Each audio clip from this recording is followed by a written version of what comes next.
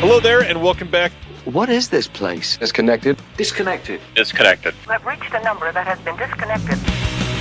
Hello there, and welcome back to the Disconnected. I have been, we'll say, kind of busy over the last 6 months, and I've been wanting to come back with some interviews that are a little more short form than what I used to do quite often.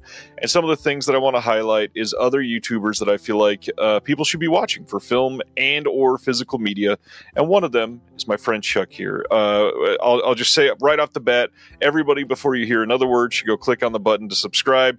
Go over to his channel, open that in another tab, and then when you get done here learning all about him, go put 12 of those videos in your Watch Later playlist and enjoy them. Chuck, thanks for hanging out with me tonight. Oh, thank you. I really appreciate it. I was saying before, I'm very honored that you reached out and offered or asked me to do this interview and be on here. I never would have imagined in a million years I'd be doing something like this. So thank you so much.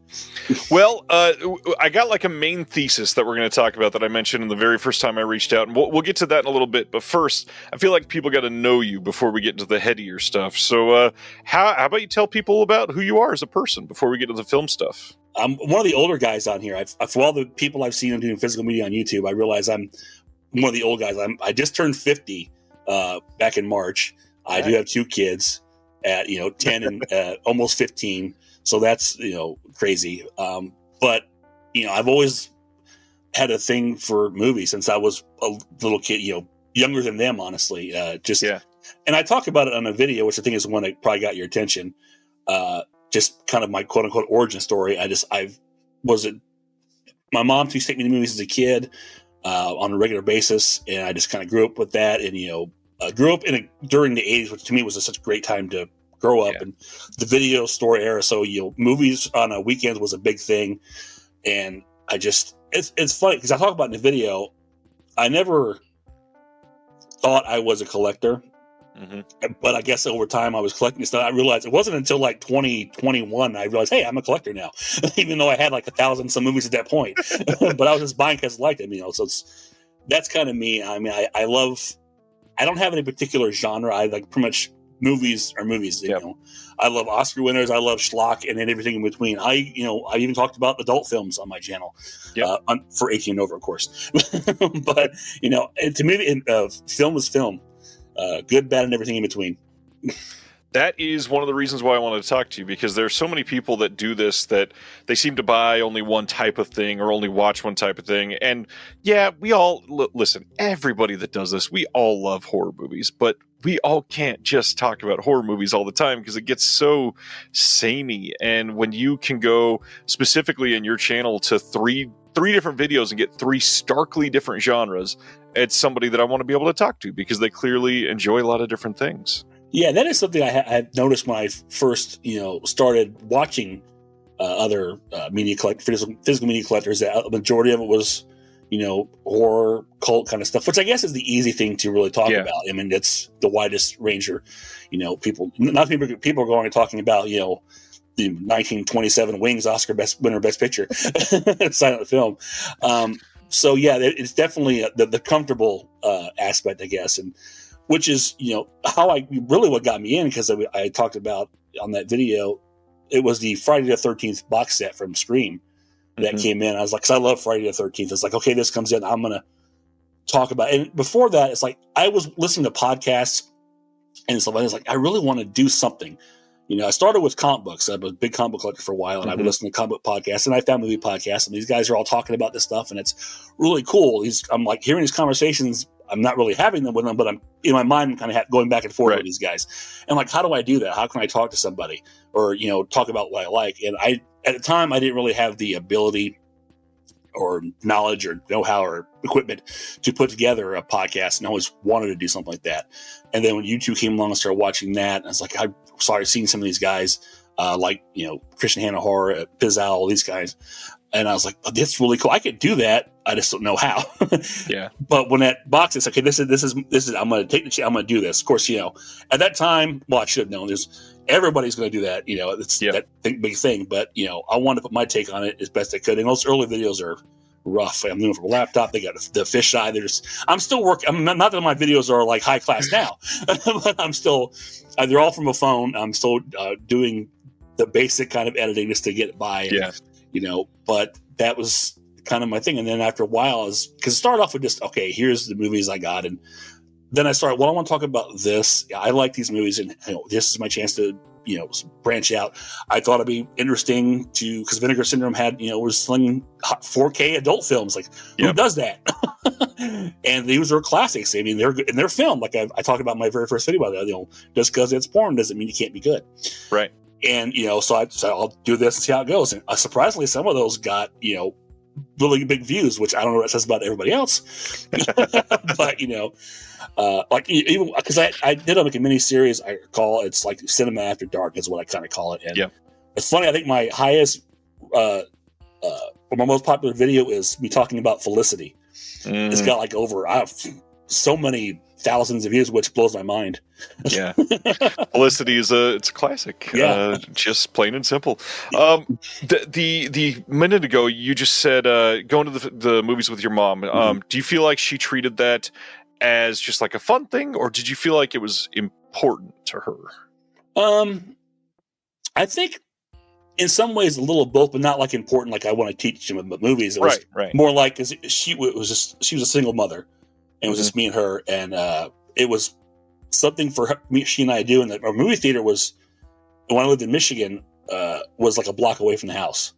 Ooh. So it was in walking distance. So it's like every Friday, Saturday night, we walk to the movies, and it was a single screen theater.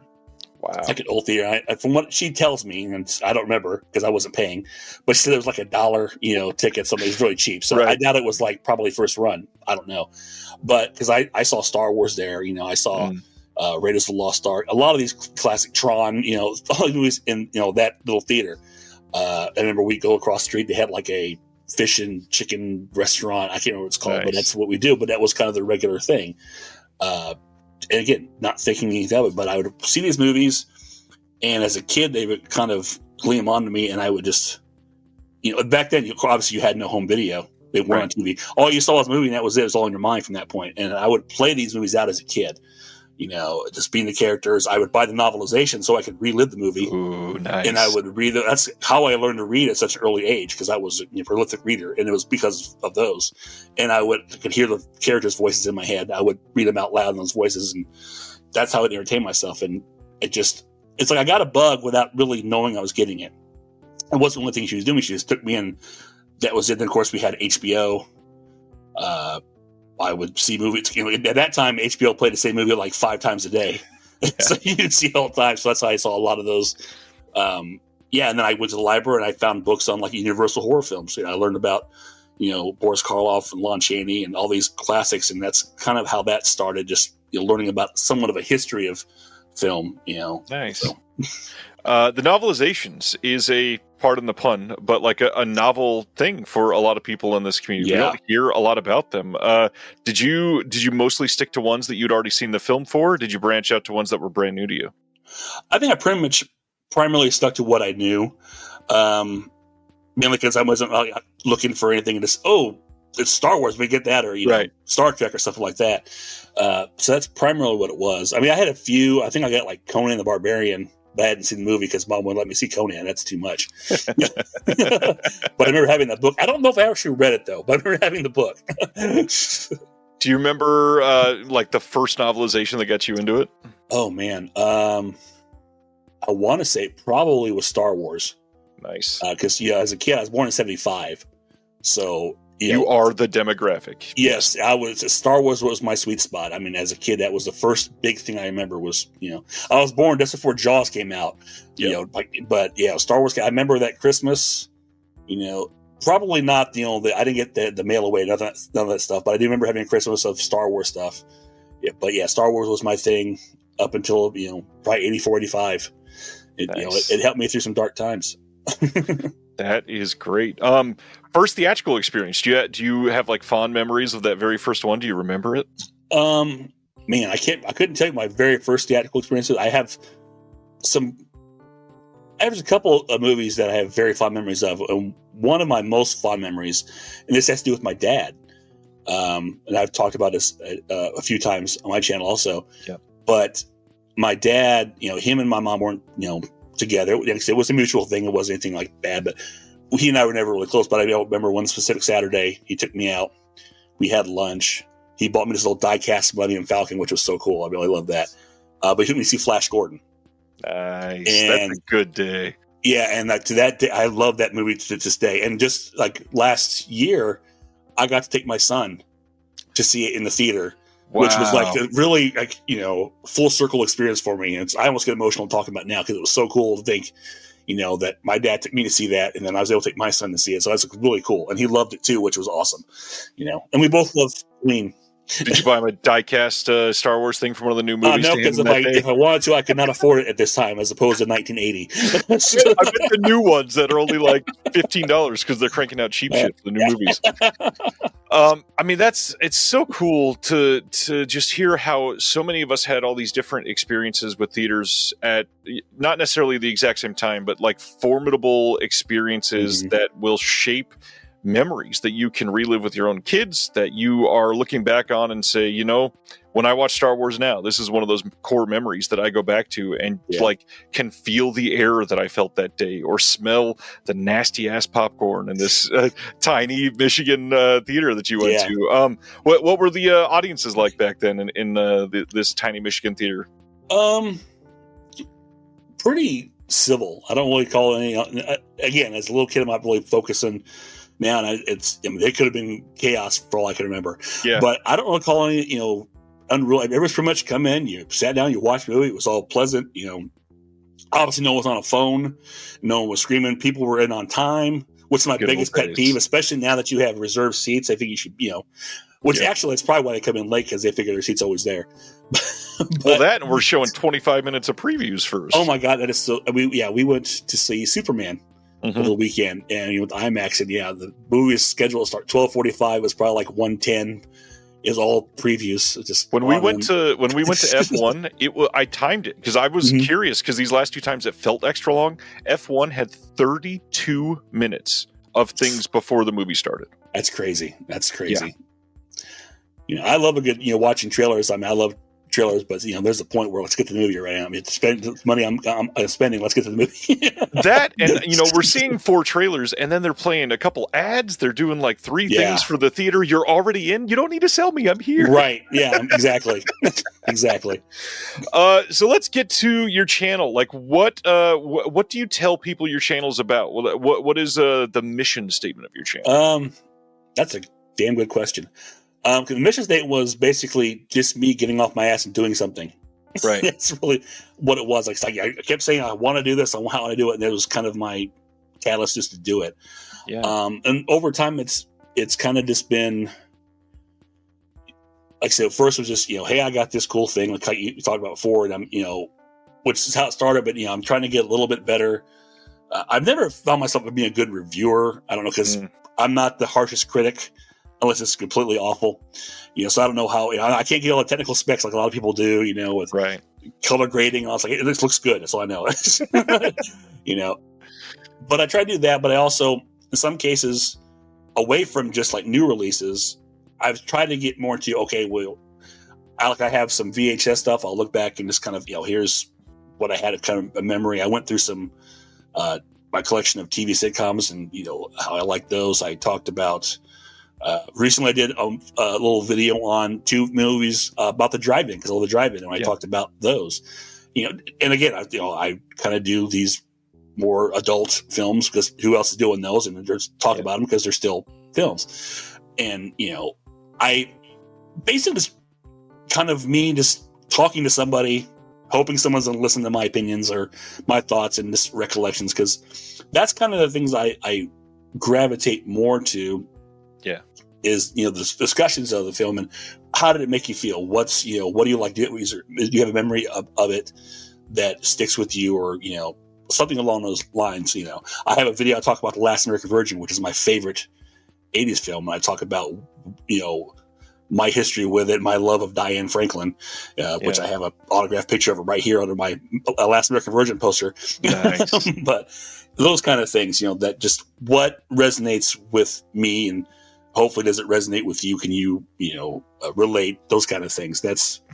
And also I'm just still trying to figure out as I go. Yeah. I'm trying to think of new things. What can I do? And I'm surprised I've been able to make it as long as I have. You do great stuff, Chuck. Well, and that means a lot because I'm never quite sure. I mean, I would feel I see everybody else's stuff, and it's like wow, it's so good, so polished. I'm like, I'm doing what I can, and I'm proud of it. Don't get me wrong, but I'm like, I'm also I'm the old guy coming in here and trying to keep up with these younger guys who are just doing all flashy and all those stuff. How do they have time to do this stuff? I can't do it. I wish I knew, believe me. Some of these people that do literally a video every day, I want to like take outside and strangle and just beg for them to give me some of their free time. Yeah, the most I did with that was my son, because every now and then I have my son on the videos with me, Chris, which I try and push him, and he's more a music guy. He loves his music and a gamer, but I think he'll watch movies to hang out with me. Well, we've had a couple videos on here with him talking about stuff. Like I had him his first time he saw Beverly Hills Cop, Pee-wee's Big Adventure, the original Super Mario Brothers movie, because he's a big Super Mario Brothers fan, which he absolutely loved, by the way. He loved that movie. That was so cool. Which I also love because he's not jaded.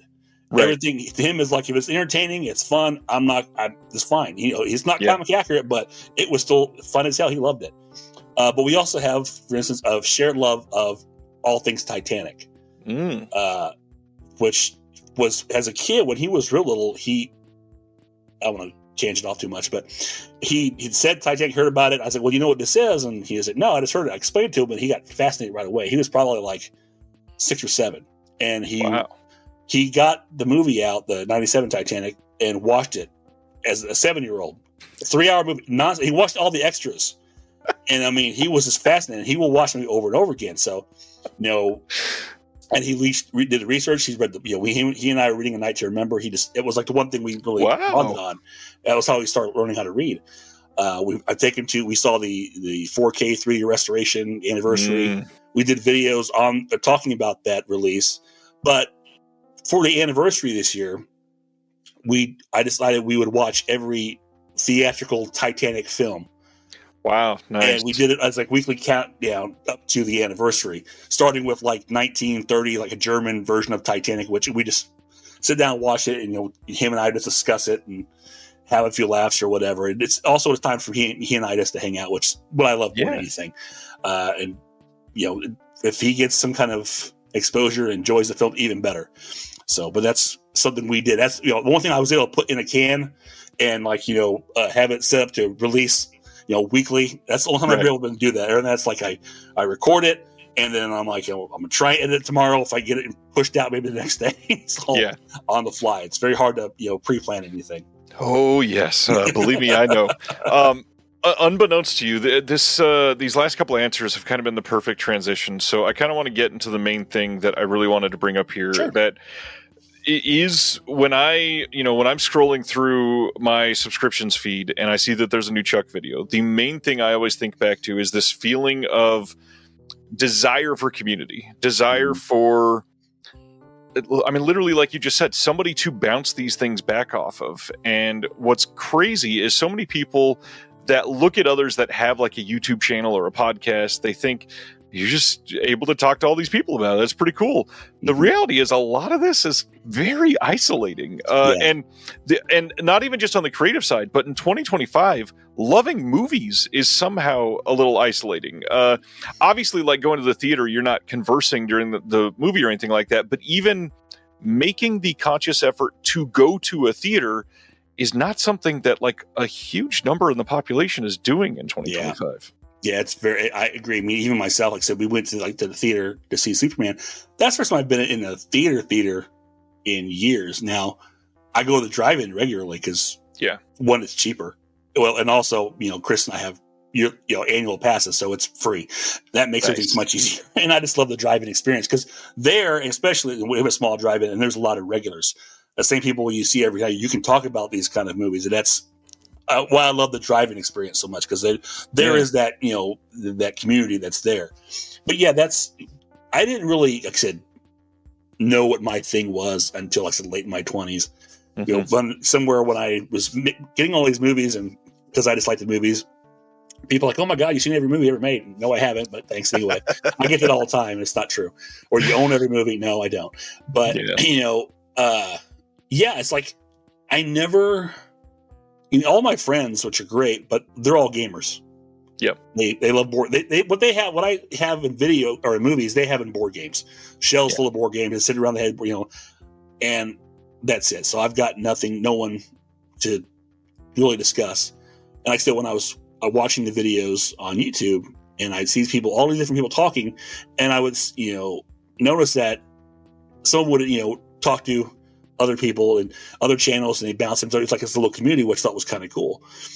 And I just, like I said, me just wanted to get out there and talk about it somewhere. I mean, maybe no one's listening, but I'm getting it out for myself. Maybe someone's listening. That's great too. I just, wanted to discuss. It's all bothering. Who do I talk to about it? I've got no one. Yeah. I hear a conversation. I'm like, I'm having a conversation back and forth with someone who's not listening, but it's like they're saying something. I can chime in. Oh yeah, this. Or yeah, I know what you're talking about here. I can agree, but who do I talk to here? There's nobody. My wife will like, whatever, I got to go. She's not going to listen. I force my kids and they just, they try, but so yeah, that's, what I really enjoyed is, I watch these other YouTubers and, I've got a sense of the community. I mean, I've interacted with a few here and there, just comments, which is to me is cool. If they've even acknowledged me, that's awesome.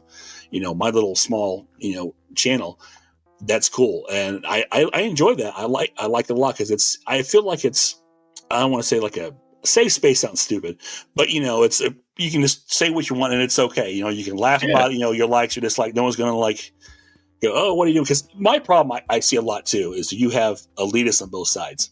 Oh yeah. Sometimes, you have the people who are like, oh, I only like these high end movies. That other stuff is trash. And you have the people who love the trash and the other stuff's pretentious crap. I'm somewhere in that middle, and I can like it all, and that's what I enjoy. We talked about, so many channels are just a lot of horror cult based, and it's hard to find anything well rounded, and that's what I try to be to meet everybody. Because I'm a people pleaser. I like to just make everybody happy. If they're gonna, whatever I can find, if they're enjoying it, it's not just horror, but it's something I may talk about, great horror, video nasty 1 minute. And then I'll talk about the Wizard of Oz next. So, right. Yeah. And then Vinegar Syndrome, classic adult erotica the next week. Yeah. Check out my Sex World reply. It was in honor of Kay Parker's passing, which was great because I love Kay Parker.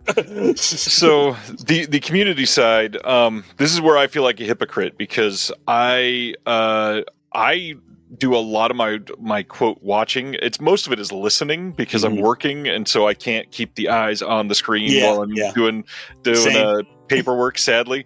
But I really want to try to force myself to maybe not comment on every single one because it doesn't always require that, but at least give that sort of feedback. A lot of people don't understand when you're doing this. 5 videos in a row, and you maybe out of that whole thing get like 2 comments. It's not necessarily discouraging, but the fact that you can reciprocate some of that energy back and just say, hey, Chuck, this is great. I had a story like that.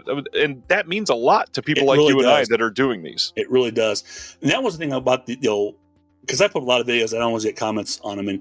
And when I do, it's like the same people, which is cool. I mean, I always, at the end of videos, I always say, leave a comment or just say hi. I'll always take hi. That's kind of my thing. It's just something. Yeah. But yeah, I had a thought. I lost it. Sorry. Leaving a comment, telling a story, sharing shared experiences, maybe. Oh man, I did. It totally went blank. See, that's what happens. You get old. I just it went there, and I don't remember what I was going to say. Well, I will say, you are right. One of the first videos that I discovered for you, it was, I don't know, something just so personal and relative about the way that you were speaking. You could tell that it was not rehearsed. It was not something. Go ahead. I'll let you get the thought. No, it's back to that. That video. That's one of the ones I got a lot of comments on. People really, like, because the one about my origin story, what the last 4 years been about, and that was that point. Because at that point, it was, like I said, I was at the end of last year. I realized I was about to turn 50. Yeah, and you get there, a lot of things are. You're running through your head, and I just wanted to, and I realized I never talked about what I'm doing, why am I here, or where I come from, and that's what that was. Just to put it out there. I was like, it's a long video. I don't know if anyone wants to hear me ramble for that long, but I got a lot of good feedback from it, which was great. And then I have some videos where I, think this is a pretty cool topic, and then nothing. And then you get weird stuff like I talked about before, Felicity, and it's got like 60 some thousand views. I'm like, wow, okay. Or like I did a video just talking about the steelbook for Body Double, and and I got in and I was talking about how much I love this movie, and within like a day it shot up to over like 1,000 views. Like, wow, okay. So now my personal video hasn't got anywhere near that, but still. Yeah, and that's the thing. So many of these things, like you could talk about just things that we're all used to necessarily, but even just throwing in a comment as feedback or sharing a shared story can literally change the way that your week is going sometimes. Yeah. And that's something I will try to, if I'm watching, other videos and they're talking about, some of their, going like, for instance, like with Christian Ann Horror or playing CHH or, Born to Be Rad. They do a lot of nostalgia videos. Bring out VH, and that's really cool because that's stuff I remember. And I will comment, "Hey, I remember this," or "Hey, I have that in my collection too. This is pretty cool." That kind of thing. And anytime they respond back, that's cool. Or a couple times they've responded. I did a video on Twilight Zone movie talking about that, and I got some response on that, which I thought was really cool. And commenting, and that's really cool. It's a great video that you got that, because there was a whole talk about where that DVD was still active now because of the Warner Brother rot. Yeah. But yeah, the little comments I get is always cool. I've had a couple people talking about, some of their stories with some of the films I talked about or movies, which is anything they're sharing with me is great. And like I said, if they just want to say hi, that's cool too. Any kind of engagement, I'll take. Yeah. And I've been lucky; I haven't got anything negative to this point, so that's always a plus.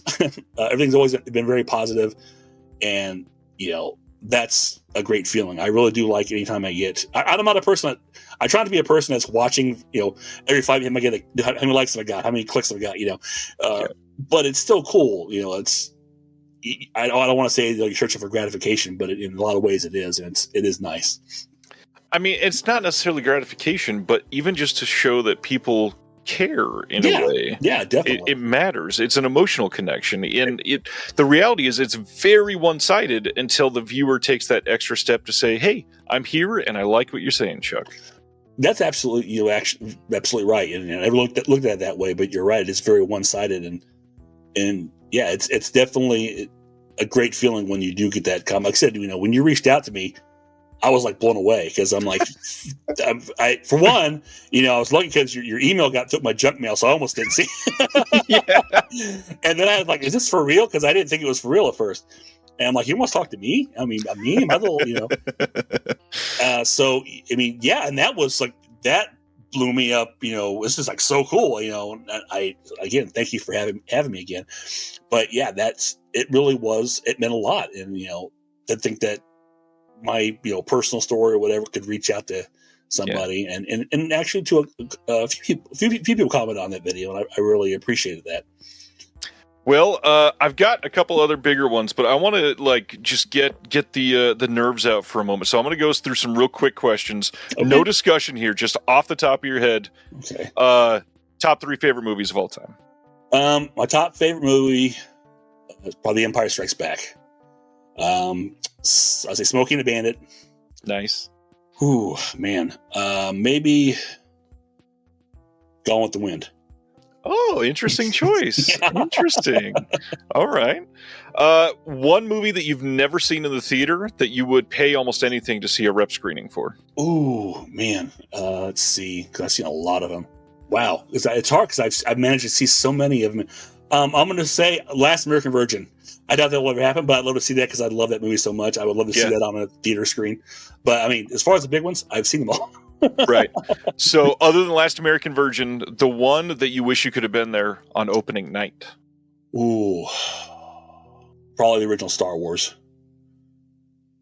Cultural moment right there. All together. That's a good call. The movie that you are most dying to show your kids that you haven't yet? Well, for my son, I think I really want to show him The Breakfast Club. Especially at his age right now. My daughter, I don't know yet. She's. It's a good call. Go-to snacks for a movie theater. Well, the obvious is popcorn, but I do like a good at the drive-in. Like I get a oh my gosh, it's so good I can't remember what it's called. Tenderloin. That's it. Tenderloin. Nice. This is what I'm going to say is the last one, and we're going to go kind of long on this one because I really want to hear this one for you. What do you want for your YouTube channel, Chuck? Look inside. What do you want for the future? What is something that you feel like would be exactly what you've been searching for in doing this? I would like, if possible, to be able to have more moments like this. You know, being able to reach out to other YouTubers and, and just have that kind of, back and forth, be able to have the conversation. Yeah. I have never done a live stream or anything like that. I don't know if I'm quite set up or have the capability, but I see a lot of those. I think they're always fun to watch when you have a bunch of people get together and they talk. And I love that kind of thing. I would love to be able to do something like that. Have more people able to put more stuff out that people are going to connect with, whether it just be, talking about something that's maybe obscure they don't know about and introducing them to it, or just sharing, stories, their experiences, what it means to them, or, going back and forth on that kind of thing. And just, like I said, it's keeping engagement. I don't know if I really have a long-term plan. These kind of things I never plan. I just kind of, because I don't want to, I guess I don't want to be the person that I want to make this channel huge. I want to be a big media superstar. I'm realistic about that. I'm just here. The influencer, come on. Yeah. I'm just here, to talk to whoever wants to listen about these movies and whatever, else like, my, and that if that interests you, if that pleases you, it makes you happy, then that's it for me. I'm, whether I have I just checked 606 followers, which, wow. Okay. When I first started this, I figured I didn't expect to get 10, but the fact that I got that many subscribers blows my mind, and I'm grateful for every one of them. And if I'm entertaining you and that's all I ever get, that's great too. As long as if I'm entertaining those people and they're following me and they're enjoying what I'm seeing or what I'm showing, then I feel accomplished, Yeah. Well, I spent most of this talking about that connection. So what makes you feel good when people try to connect with you? So if we get, 4.3 million views on this video, and everybody watches and says, I love Chuck, I want to go get closer to him. What kind of comments are you looking for? What makes you feel the most gratified? I think anytime I've had people, just again say, I like what you do, or, hey, I remember that I had this kind of fond memory of this movie too. Or I remember I've had a couple comments for certain movies where people give me their big, long story of their memory, which I think is so cool. They share that with me, those kind of things, whatever it is that I'm talking about, how it affects you, or it whatever memory it may bring up and you're willing to share. I'd love to hear that. And that's the kind of connections I like, again, sharing those experiences. What makes, these things so special to you is why they're so special to me is why I'm sharing them with you, that kind of thing. I will say, everybody that's watching this, since at the beginning I told you to subscribe, and you already did, obviously. When this ends, before you go watch one of his videos, go watch the movie The Last American Virgin, because most people have never seen it. Somehow it's still very underseen. And then go find a random Chuck video that has nothing to do with Last American Virgin. And just to confuse new viewers, go comment something about you watching that movie and your thoughts on that movie under all of his videos. It would be incredible. That would be great. I would love that, actually. Chuck, thank you so much for doing this. I genuinely hope that we see those 600 numbers bump up by hundreds more. You are just such a kind person that is clearly doing things for the right reason, just wanting to share who you are in a time where, let's be honest, a lot of these relationships that are almost turning into parasocial relationships are losing the humanity out of this. And I think that is what brought me to you. Like, a lot of your conversations are simply human, and in these content forward days, I think a lot of those videos have lost their soul, and you are bringing that up. Thank you. And real quick, I just want to ask you now. Yeah. How did you find me, or what drew you to me in the first place? I'm really curious to know. Well, there's actually a really incredible happenstance here. Is I look through my subscriptions feed before I watch things. I add them to my watch later so I can watch them all during the day at work. But the other thing I do is, just because I watch so much, I always get recommended things. And that video was recommended, and it was in my watch later playlist. And it was something I was going to get to in like the next 4 days or whatever, because I'd never seen any of your videos before.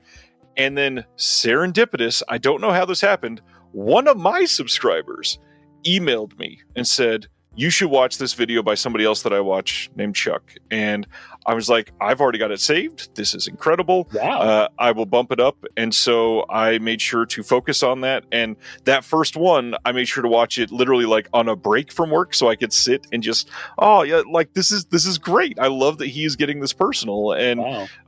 I knew that literally that moment that I wanted to email you and try to get you on here, because people need to hear your voice. They need to hear your stories. You're somebody kind of like myself that is raising a couple kids, that is doing their best to share movies with a generation that's kind of turning their back on movies, and doing that in a way that is creative on YouTube as well. And I appreciate that you don't just cover one genre. I appreciate that you are not like nostalgia baiting everything, because that it's a little grating on my opinion, but I love that you're just here for positivity. And that's something that I've gotten, we'll say, chastised before, because I don't like shit on movies, and it's not fun. I want to talk about things I like.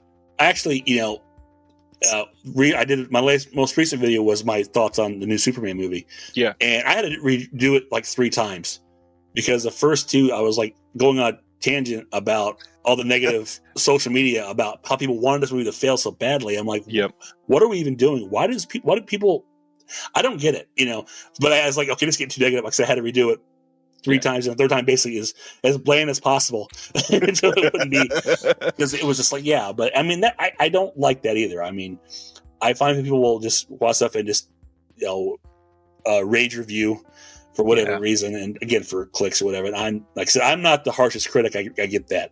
I'm going to watch stuff. It's why it's hard for me to review. Like I've said before, is I don't know if I'm giving a good review. I just know what I like, and it looks good to me. I'm enjoying it. It works. I try to stay as positive as possible. Yeah, and I don't know. It's frustrating when you see all these people that do the constant rage reviews, and you notice, hey, they're all just over that monetization time limit. Look at that. They're all like 12 minutes. Amazing. How do they always do that? I don't know. It's a weird situation. And the reality is, film analysis, like proper film analysis and film criticism, is very difficult. And most of these people cannot do it whatsoever. It's mostly like, the acting was fine. And I will be completely honest, on my shows every week that I do on my Thursday night show, that's kind of what I stick to, because I'm trying to get through it in like 40 seconds. But if I really wanted to break something down, like I could. It's just, it takes a lot of time to do something like that. It really does, yeah. And I don't want to waste the time on the video. I mean, right. And I want to be as, like I said, my thought too, if I'm doing a review, I try to want to be as, like I said, as genuine as possible. Just my heart, my honest feelings, straightforward. Not just, I don't want to psychoanalyze, because not everything needs to be psychoanalyzed. Not at all. A movie can just be a movie, and you can just have fun with it. It doesn't have to have an agenda. It doesn't have to mean this. It can just be damn good and just fun. That's it. And that's what I try and keep at as much as possible. Well, speaking of that, if anybody wants a damn good and just fun channel, please go to subscribe to Chuck, like I said at the beginning. Thank you. Links in the description below. Chuck, keep doing it. I know that sometimes it can be discouraging. I want you to keep going. You are important in this community. And oddly enough, even though it can be sort of disjointed sometimes, it is absolutely community. And you're a part of mine. So thank you. Thank you so much. It means a lot. I appreciate it. All right, Chuck, we'll talk again soon. Have a good night. You too. Thank you for listening to the Disconnected Podcast. There's one big thing that you could do to help the show, and that is to leave a rating and review on the podcast service of your choice. Thank you.